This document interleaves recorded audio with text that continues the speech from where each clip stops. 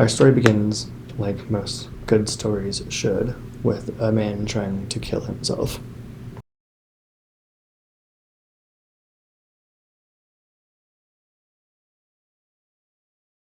Okay, let me preface this by saying I don't know what the fuck I'm doing.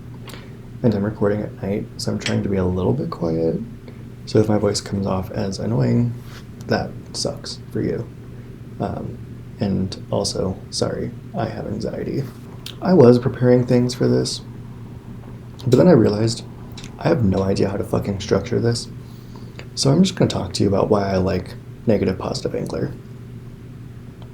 Because why make everything complicated when you can just do whatever the fuck you want to, because we have free will or whatever. Okay, so first of all, I think the show is really cozy. And that's kind of a word that I'm coming to again and again and again with the show. It just has an extremely cozy vibe, which you wouldn't necessarily expect because it does open up with the main character literally trying to kill himself.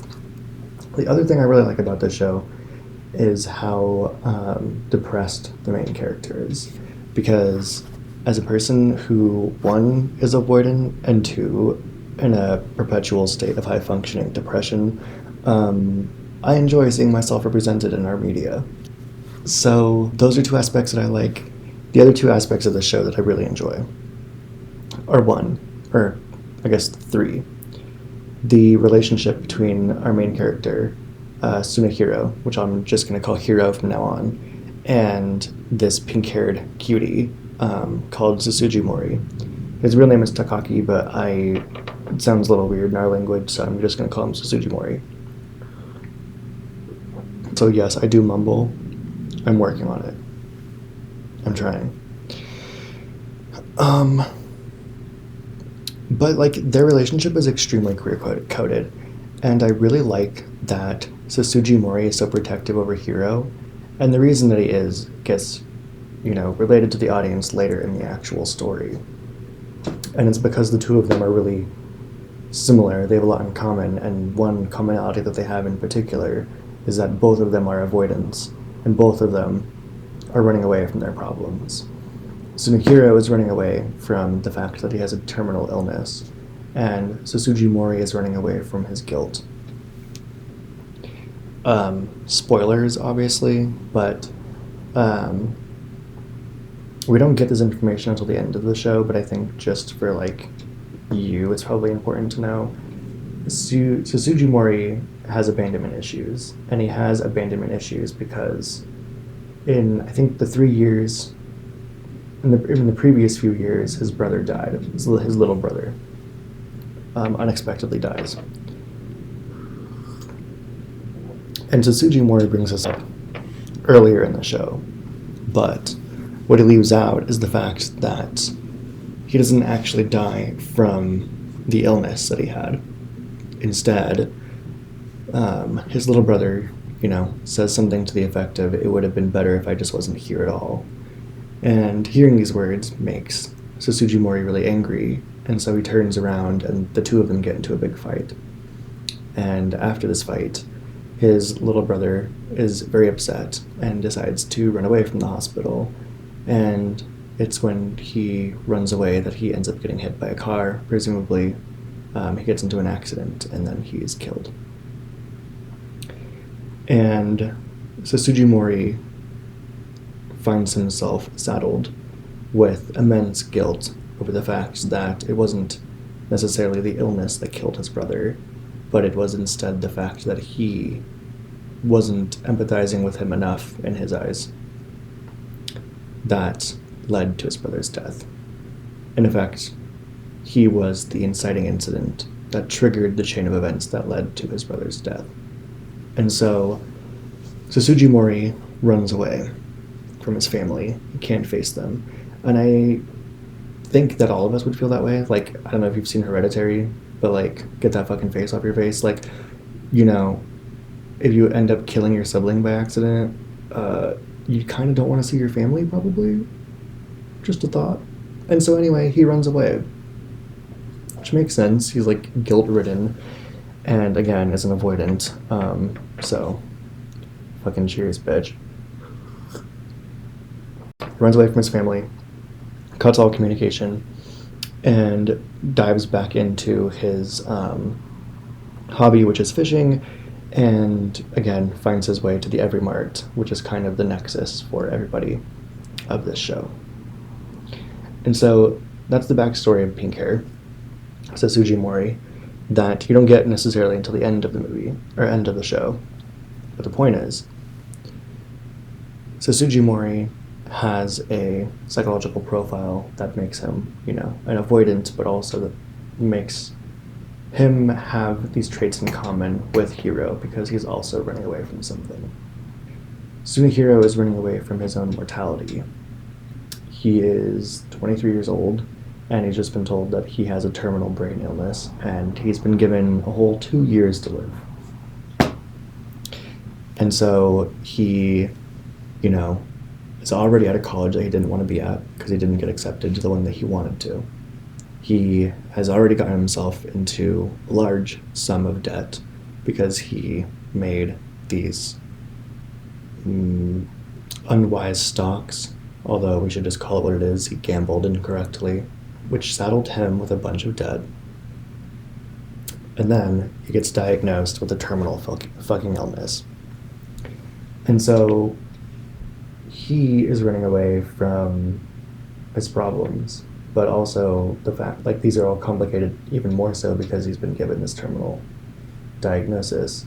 And so it sends our main character onto this spiral, and that's where we are at the beginning, where he tries to kill himself.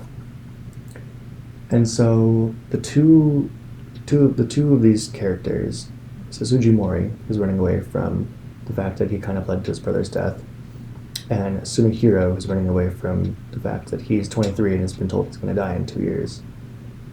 These two characters that are running away from their problems are, at the beginning of the show, introduced to one another, where Sunehiro jumps off of a bridge while running away from debt collectors and nearly dies in the current of a river, and then is fished out by our Sasuji Mori. And so you can already kind of see, at the beginning of the show, the two of these characters are so similar.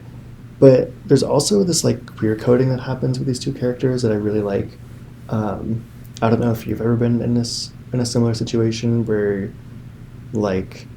you have a crush on a guy and then he's straight, but he's knows that you're gay, but he cares for you in a nice, sensitive and sympathetic way, and then you open up more to this person, and it's kind of this positive feedback loop, where you form an emotional bond or whatever, and then develop feelings. The show doesn't go so far as the feelings part of the whole thing, but everything else, 100% there. And I know a lot of people have said that this isn't a gay show, but it 100% is. It is. In my fucking opinion. Okay? Pop off in the comments if you fucking want to. Oh my god, he's just a straight guy and he's being nice and whatever. Be so fucking for real. Okay? Please. Look at these shots.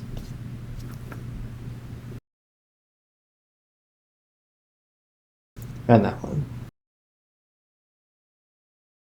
And this one. He literally runs to him from the beach. He's saving him all the time. He's always worried about him. At the end, when they're having their last confrontation, there's literally a scene that's if this was a man and a woman, they would have kissed. And you're gonna look at that and tell me that they're not fucking gay? They're gay. In my opinion. And fuck you if you disagree, frankly. Okay. What else do I like about the show? Oh, yeah. I mean, it is about fishing. I guess I should say that. I've been fishing maybe 10 times in my entire life. So I obviously don't know fucking anything about it. But even though this show is premised around fishing, it's kind of just a plot device.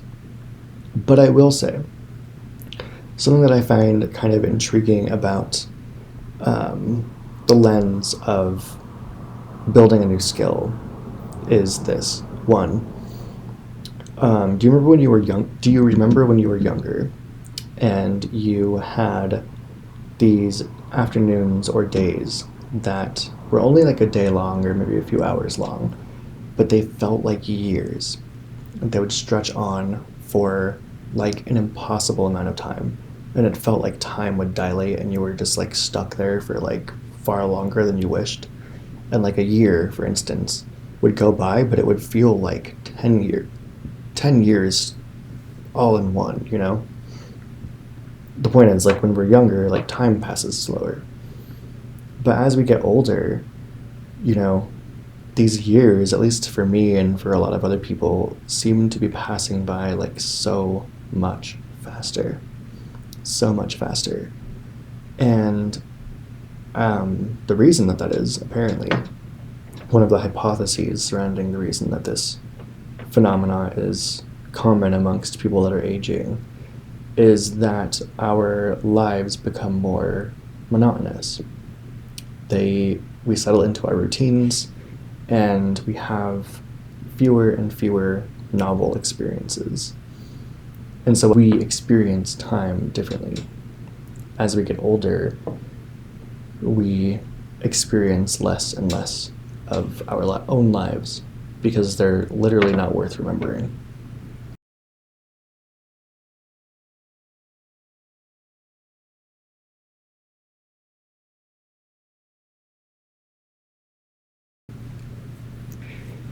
And I think that that also kind of goes hand in hand with like a lower quality of life because I think when you have fewer and fewer experiences, your like depression goes up because I think for me at least, I know that I could be having more interesting experiences with my life, but I'm limited by society and the need to have a job and pay bills and things like this.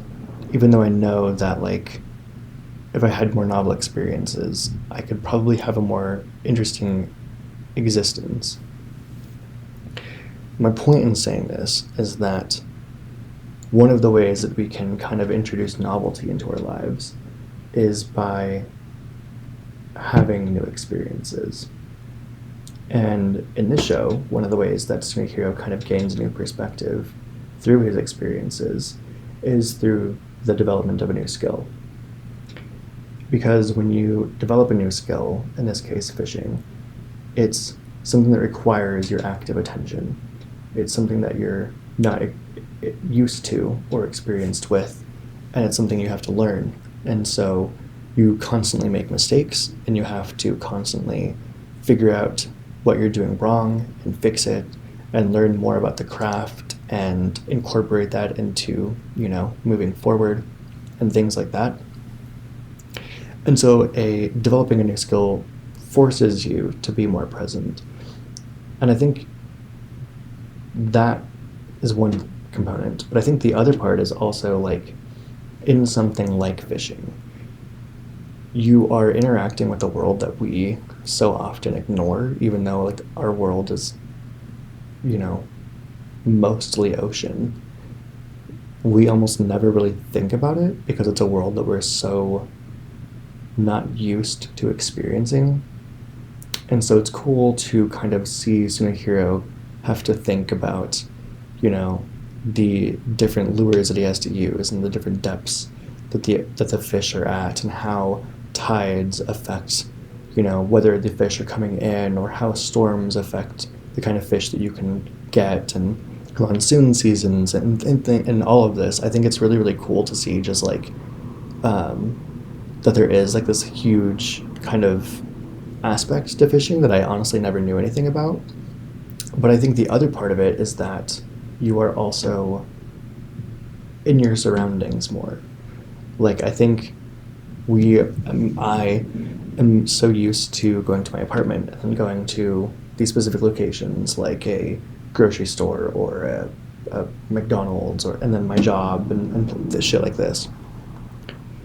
And like our cities kind of suck because like we have to have a car and so we don't really experience them like firsthand. Like when you're a kid you're walking around and shit, but like now we have cars so we like don't fucking experience anything, which kind of blows. And like again, give me fucking trains. I want subway trains. But I could talk about that forever. But like literally, let me experience my world more firsthand. But experience of fishing gives the character more interaction with this world, which again is a new way of generating new experiences. And then the fourth kind of overarching component is that I have always believed and will always believe that the people make the place. A place is nothing without the people. And the central kind of location for this story takes place at a knockoff 7-Eleven called Every Mart. And it's a little convenience store. There's a really cool character, Hannah. She lives there, and she's like super into fishing, and she's so sarcastic and funny, and like love her. She's great. And you know, she buys all of these like fishing lures. So there's like an entire like aisle dedicated to just like fishing supplies. But like the place itself doesn't actually matter. What matters is that it brings together all these different people. And when I was younger, I smoked hookah, and I happened into this hookah bar one day, and I was still in college, and I was gonna go study there and smoke some hookah, and I stumbled into just this amazing group of people, because this hookah bar was a place for people that didn't fit in anywhere else. And I have never fit in anywhere, to be fucking honest. But it was like, we all came from such different backgrounds, and none of us fit anywhere else, but we fit there, and we fit there together, you know, because we didn't fit in anywhere else. And it was this central point where like this community developed between all these different kinds of people, and it was just beautiful. And the relationships that I formed there, the memories that I formed there with those people, I cherish them. They impacted me in a lot of ways. And when I think back on those memories, it makes me very happy. And I was very sad when that place closed down and that chapter closed. That place would have just been a lost memory if those people hadn't been there. I would have walked in, smoked my hookah, read my textbook, and left, and never gone back. But that's not at all what happened. Instead, I, by chance, crossed paths with these people that gave me a new perspective on existing. Even if they didn't really think so at the time, they did. And those kinds of people make your life richer. Like, they allow you to think about the world in a different way than you did before. And I think, like, you encounter these places throughout your life, and you encounter the people in those places throughout your life. Sometimes the times that you really need it, and randomly. And it's such an important experience. And that's exactly what Tsunehiro gets introduced to when he goes to Every Mart and eventually starts working there. He gets introduced to this cast of characters that welcome him with open arms, and that show him this new skill that they all kind of have in common. And he gains a new perspective on life. At the beginning, he says, you know, "Once I start slipping, I have no hope of ever clawing my way back up. The only thing I can do is look up at everyone else." And like, that really was his perspective. And I think when he gets introduced to this group of people and he like takes a moment to enjoy life and like is welcomed by them and is shown a new perspective by them, it rubs off on him, and he feels the same way, you know, that they do eventually, about fishing and about life. And what is really, really, really nice about this show is the character development. Because Tsunehiro goes from this depressive, abject, desolate point of view at the beginning, and by the end, he finally faces the illness that he's been running away from the entire time.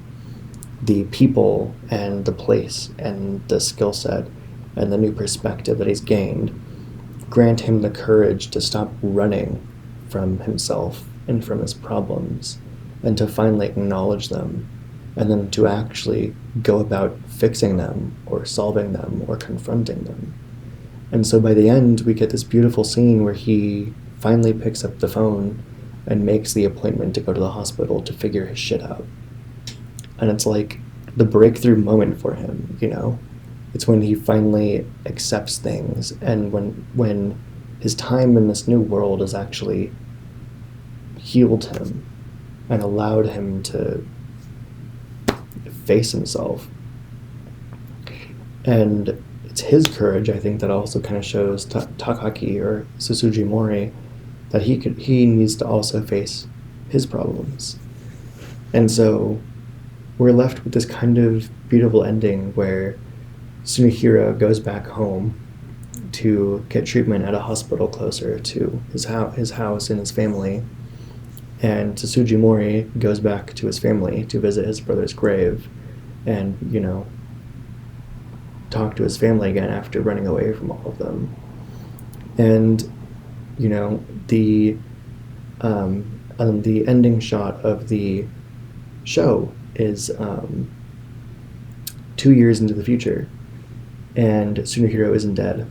He's standing at a beach and he's waiting for his friends, and Tsusuji Mori and the rest of the cast come bounding in to the beach, and they're excited to see Hiro, and he turns around, he's excited to see them, and they go fishing together again.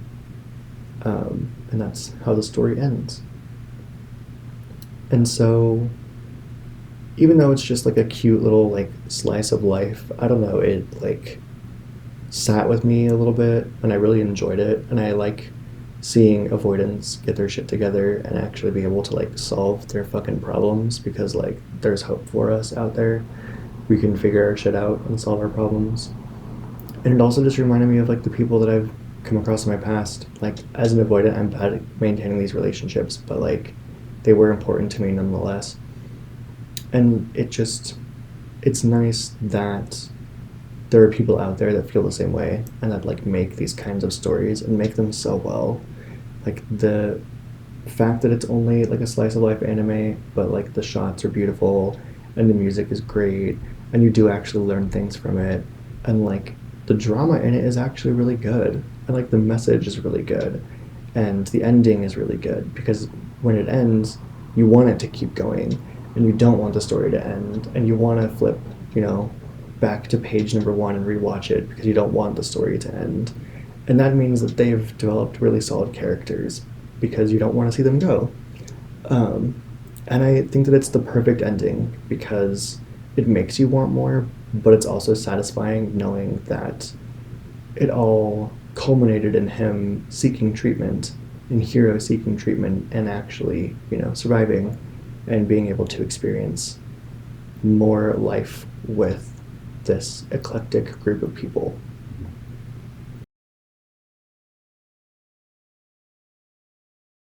This is my first video and I truly have no idea what I'm doing, so if you want to see more of this, do let me know.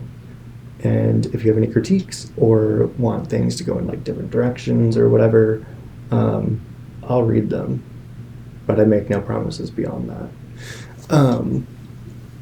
Yeah, so I don't know, I hope you enjoyed this.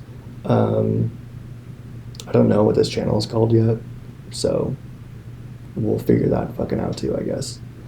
Until then, bye.